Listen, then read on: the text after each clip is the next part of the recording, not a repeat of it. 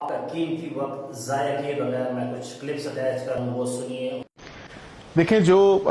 Nobel پیس price committee ہے اس کے جو رولز ہیں 2018 کے امینڈڈ رولز ہیں اس میں کوئی بھی پارلیمنٹیرین کوئی بھی منسٹر یا پرائم منسٹر جو ہے دنیا پوری میں وہ کسی کو نامنیٹ کر سکتے ہیں۔ یہ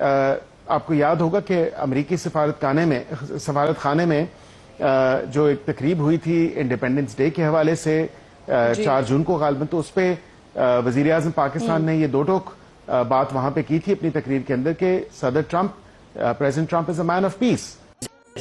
شخص کے ہاتھ خون سے لت پت ہوئے ہوں اور جو شخص پوری دنیا میں جنگ قتل و غارت اور اس کی زبان سے صرف نفرت ہی اگلتے ہوں اور وہ جنگ جاری رکھنے کا شوق رکھتا ہو، اور ایسے شخص کو جب نوبل انعام سے یا نوبل مین آف پیس کے نام سے نامزد کیا جائے تو کیا اس شخص کو نوبل انعام کا حقدار وہ بن سکتا ہے؟ تو یہ اور المیہ تو یہ ہے کہ یہ نوبل مین آف پیس کا نامزدگی کسی یورپ یا مغربی ممالک میں نہیں بلکہ ہمارے پاکستان اسلامی جمہوریہ پاکستان کے